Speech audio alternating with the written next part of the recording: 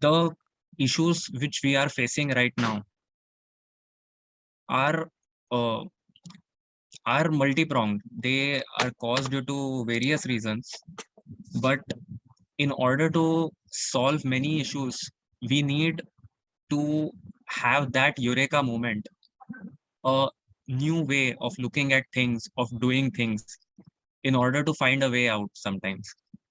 And this innovation talk, the purpose of this talk is to shed a spotlight on people who have done just that, who have brought a new way of doing things or a new way of thinking, which has made their profession or the field they are in more sustainable, more equitable. So, with that, I would like to call upon our first speaker, Mr. Rohit Pansare.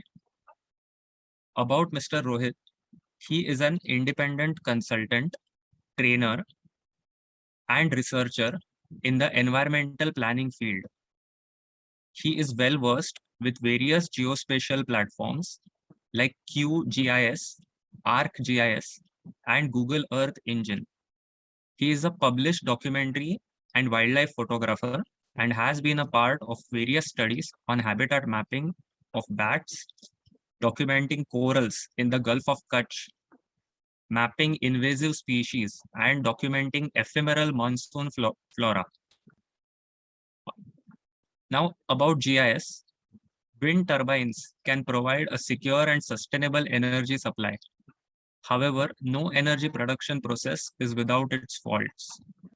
Research in wind energy production proves that wind farms in the wrong location can impact populations of critical Chiroptera and avifaunal species. Tools like Geographical Information Systems, that is GIS, can be valuable in the conservation of these species, along with effective planning of wind energy development. So with that, I would like to hand over the session to Mr. Rohit Pansare. Please take over. Thank you. Thank you, Rahul. Thank you, Anand, for having me for this session. Let me just share my screen.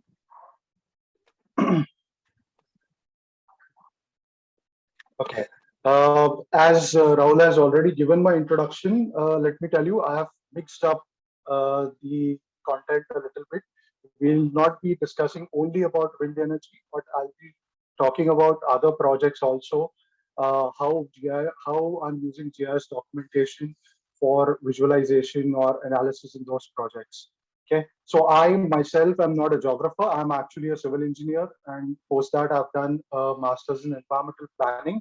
But my interest in GIS actually started from that, and now I've been using this as a tool for all the works that I'm currently doing. So when we talk about GIS documentation, you can really break it up into these simple stages. One is data collection. The second is the data analysis interpretation, and finally the data visualization.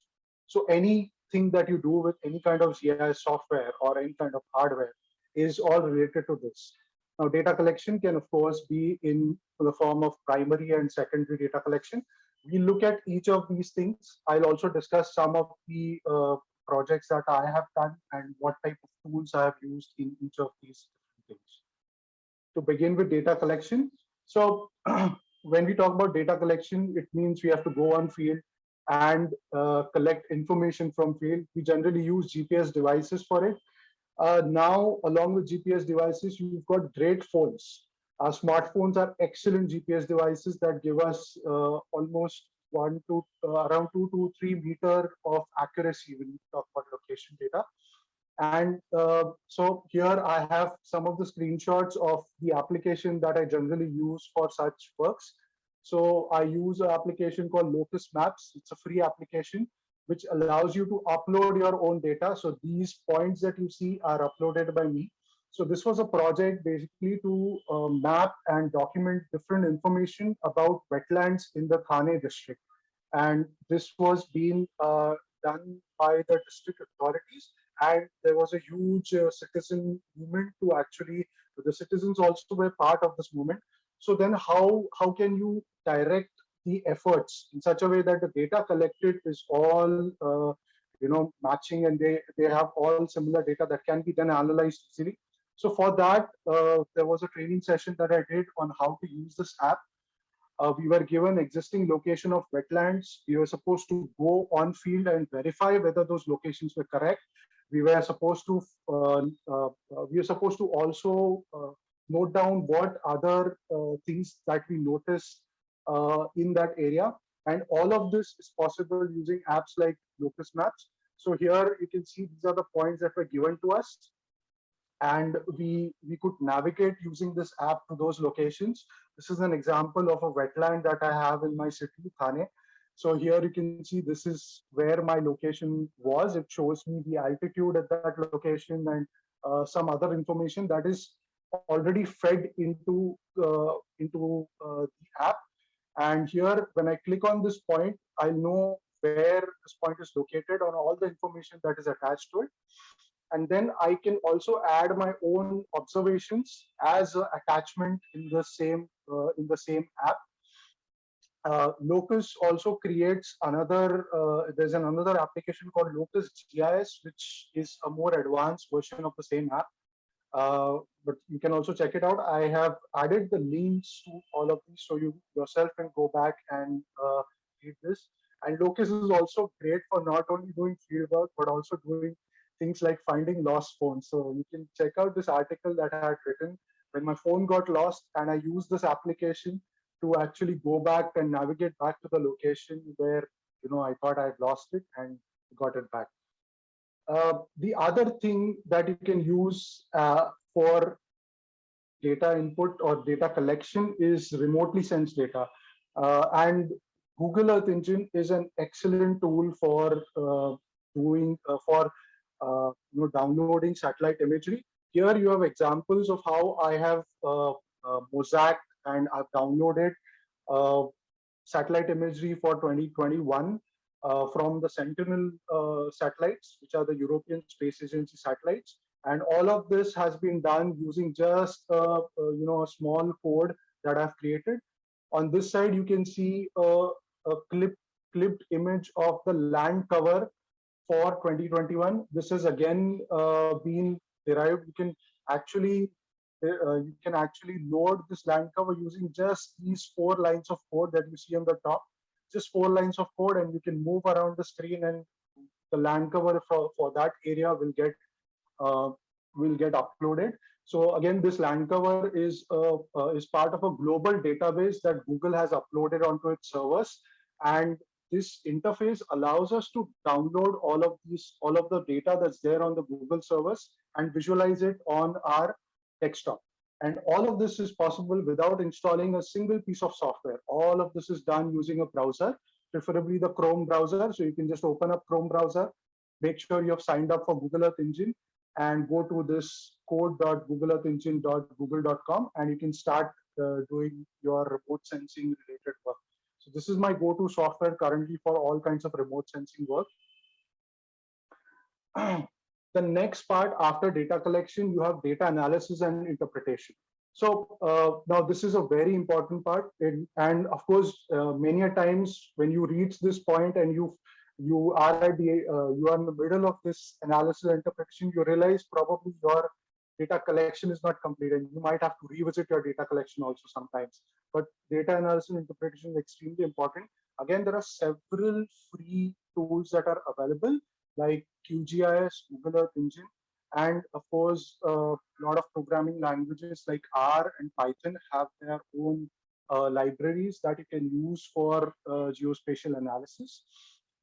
Here, I'm giving you an example of the work that I've done with wind farm companies.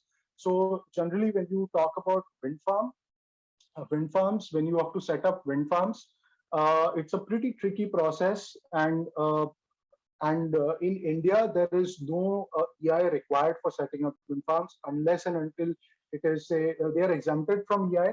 They of course have to submit a EI document saying that this is a wind farm, therefore it is exempted from the EI.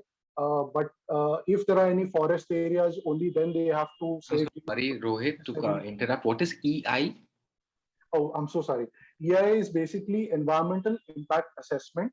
So, sorry for that. So, environmental impact assessments are generally done for all kinds of projects that happen. And now, when I talk about wind farm development or solar energy development, these EIAs are not are basically they're exempt. These kind of projects are exempted from EIA. But however, the companies who actually set up these wind farms, they actually need to follow certain international rules and regulations. These are often companies that are based in the UK or in the European countries. So they have to follow the laws of those countries, and therefore they ask to do these kind of surveys. So we start off giving them information about different kind of sensitive receptors. There's a long list of sensitive receptors that might be affected due to the wind farm or solar development that's to be done. And so we map those out over here. As a second step, we look at whether there are any sensitive receptors with respect to biodiversity. So are there a lot of water bodies in the area? Are there any protected areas? Are there any national parks? Are there any eco-sensitive zones in that area? All of this is checked. And right now we are just doing this as a desktop study using all secondary data. Once you have all the information, everything is then overlapped in any GIS software. You can overlap all these layers and see which are these sensitive receptors, and then you can take the locations of the wind turbines of that area, overlap, and see which turbines might risk the ecosystems or the biodiversity in that.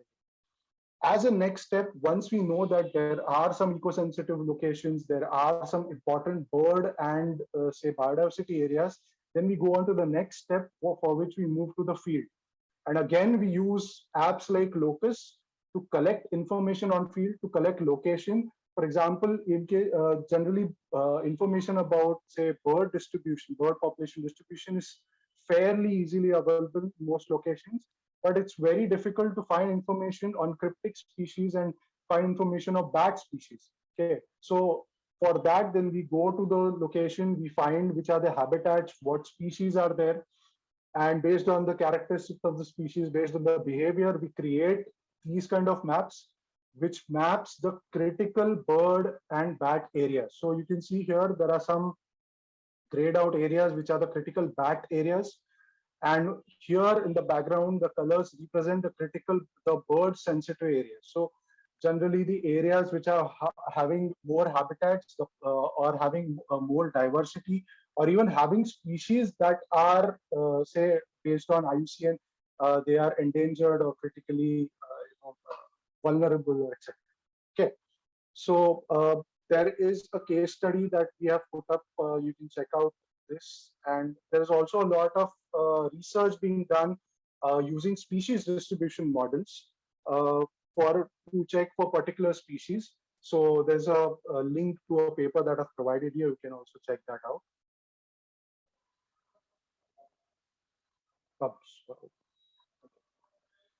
So as I was talking about species distribution model, so this is a very important tool right now in our hands to look at the impacts that climate change might have on the distribution of species in the future, and also to look at, say, the distribution of species currently to the Earth's surface.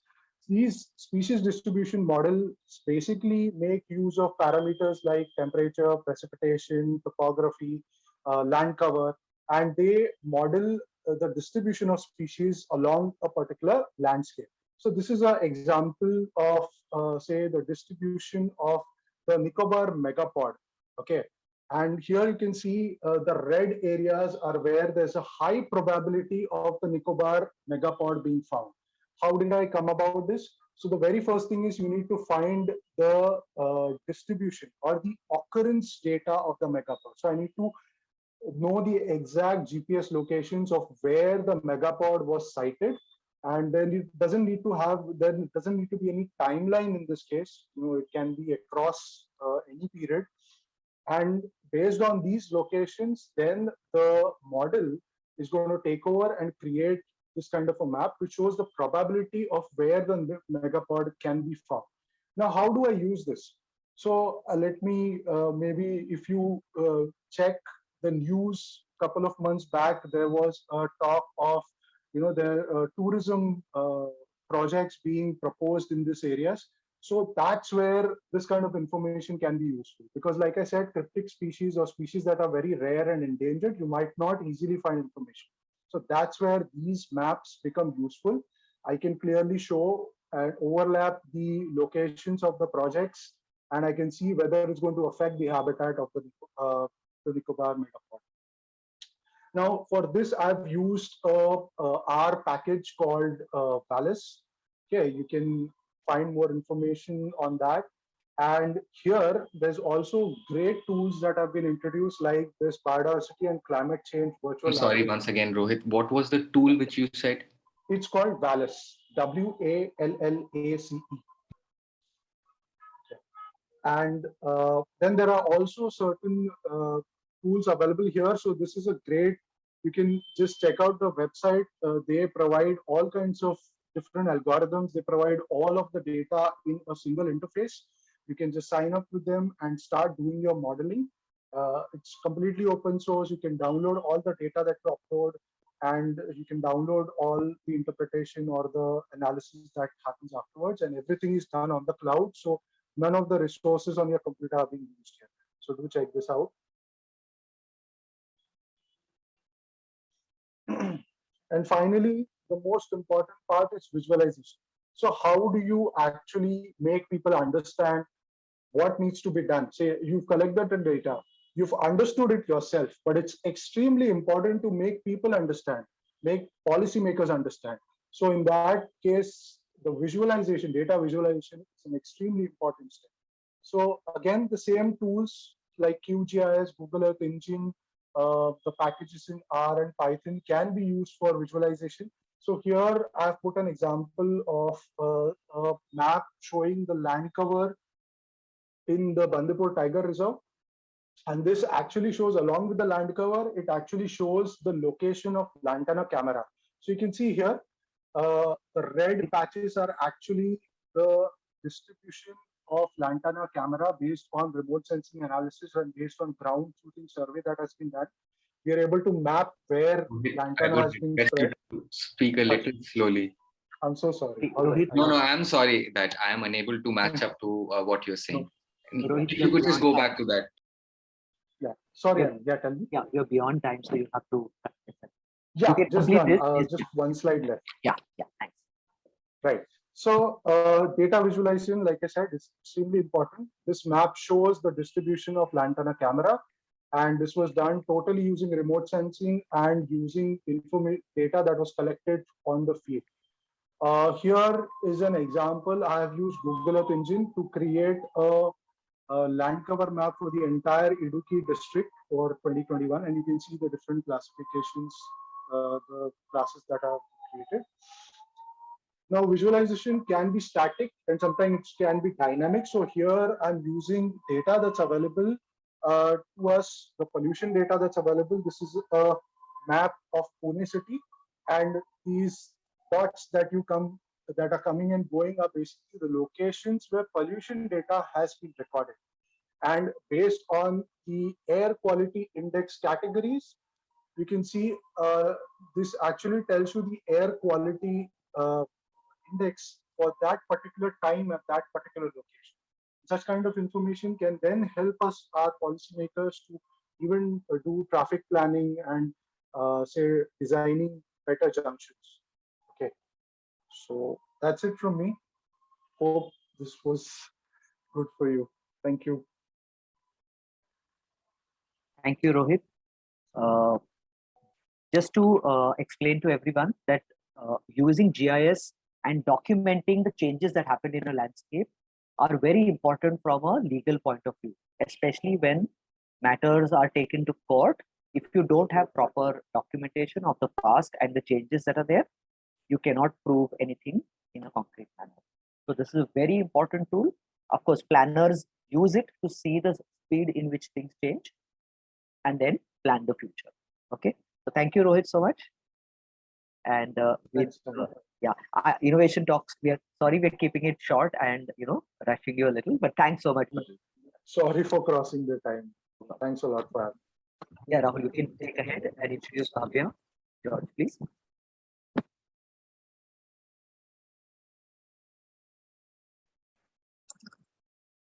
All right. Thank you very much. Bhavya ma'am, are you there? I hope.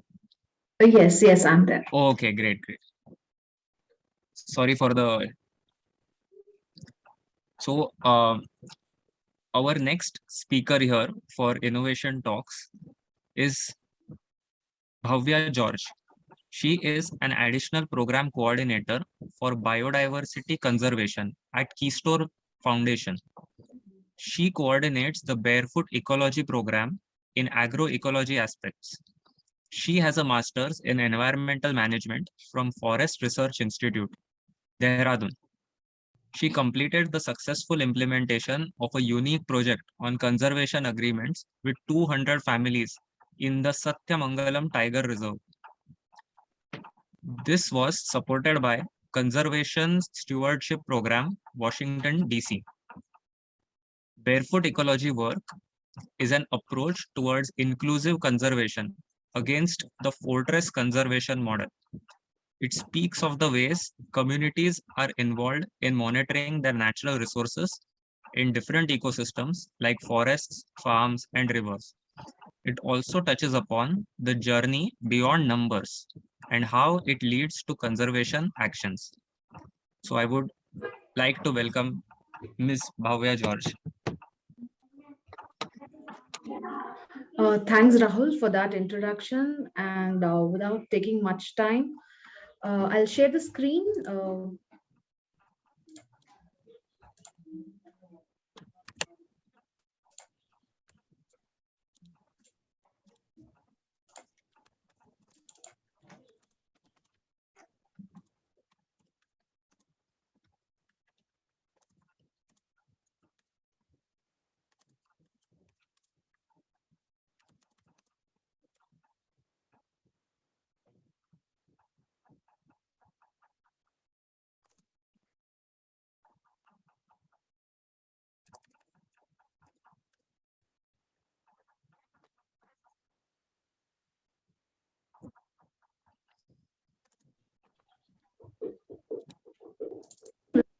Hello?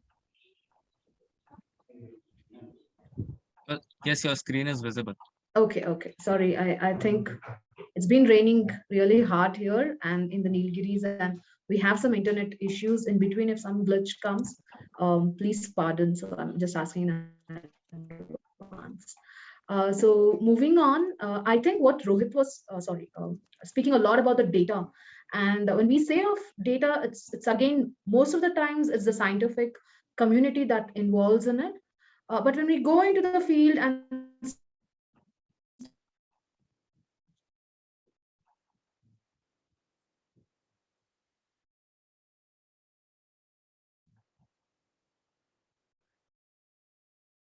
start talking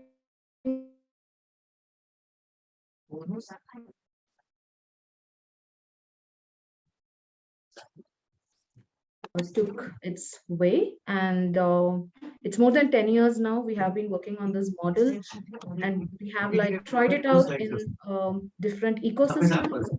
So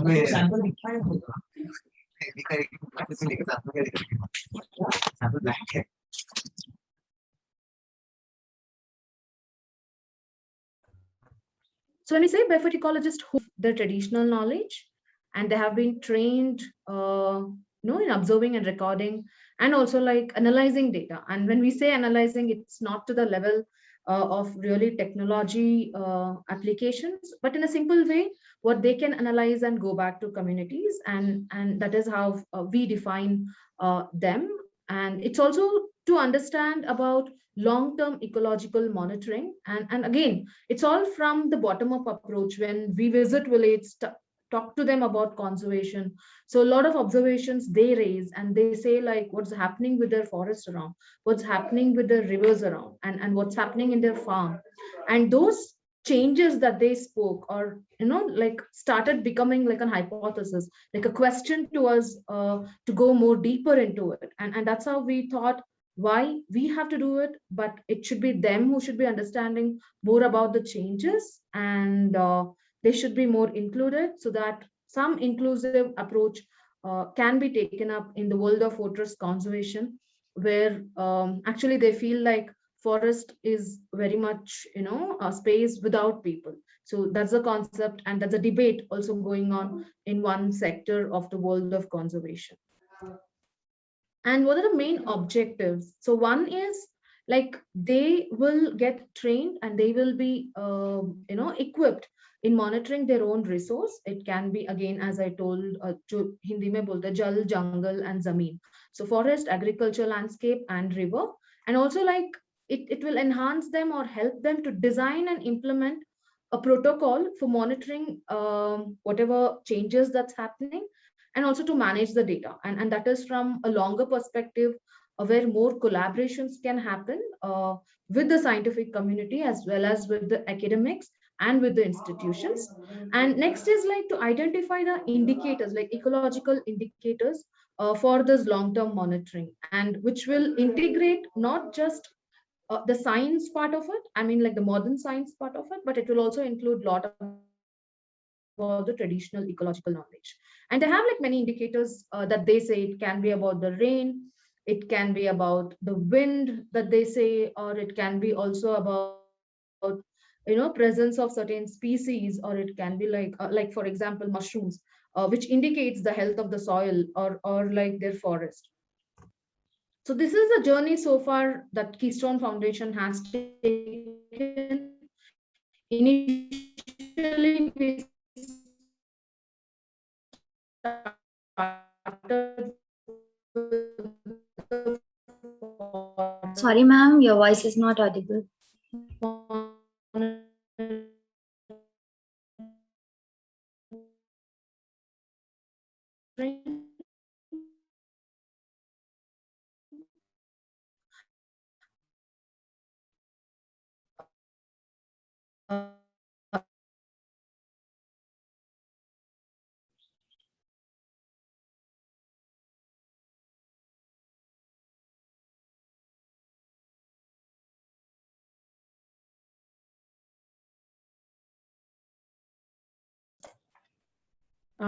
Hello.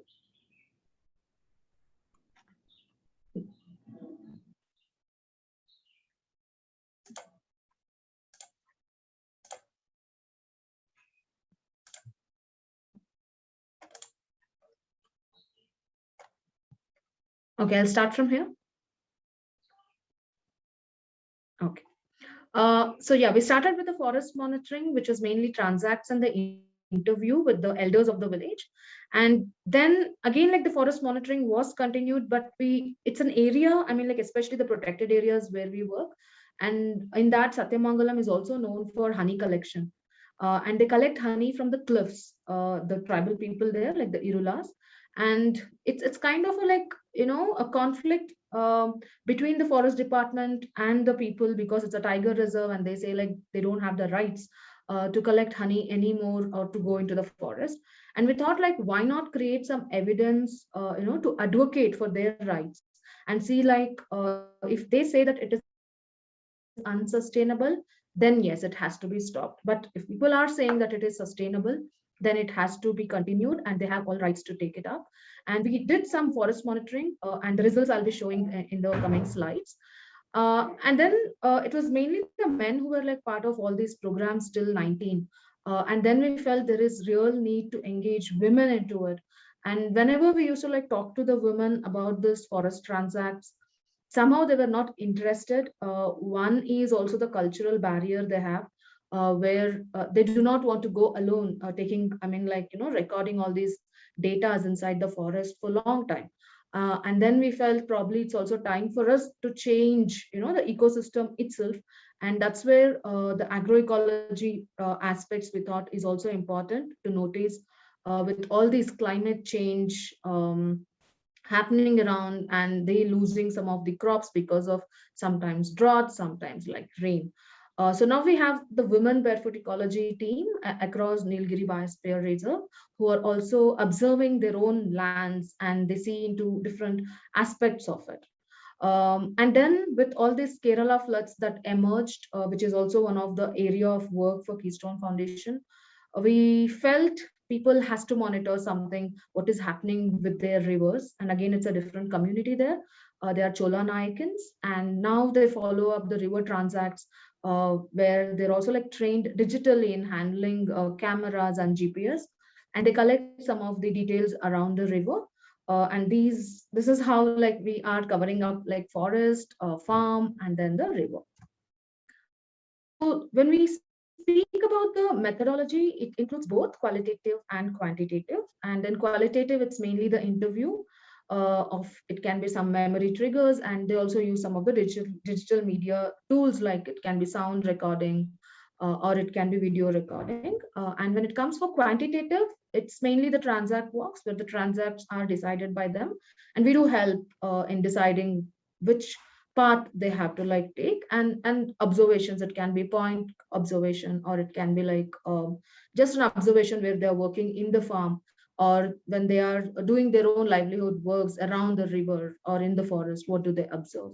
So mainly when we say about the quantitative, it's the wildlife sightings that they see. It can be direct and indirect, and they also like see about the phenology of the trees in two protected areas, that is Mudumalai and Satyamangalam.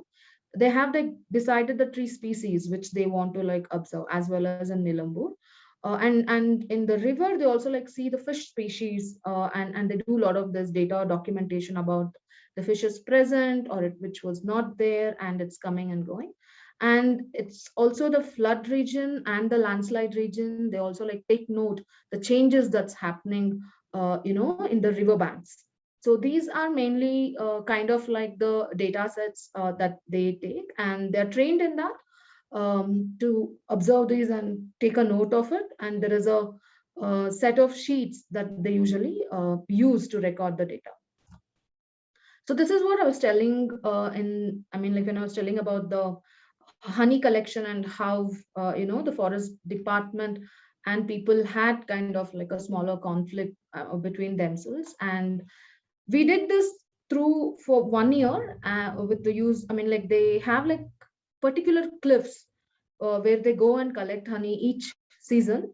And we took the control cliffs, and when it was control cliffs, it is also a sacred cliff, which they do not like use it. So they just like keep it more for their as a gene pool, or like to support the other honeybee population that's in the area. And this is, you can see the names here. So these are all the barefoot ecologists who collected these data by going with the honey harvesters. Few of them are themselves honey harvesters. And to explain it in short, so you can see the red part is the bee colonies which were harvested, and the blue part is which was left. So if in a cliff they have like 100 bee hives, so it's a norm that they don't collect everything, they just collect a bit. And you can, and the barefoot ecologist is to count the number of hives, and then how many of them were collected.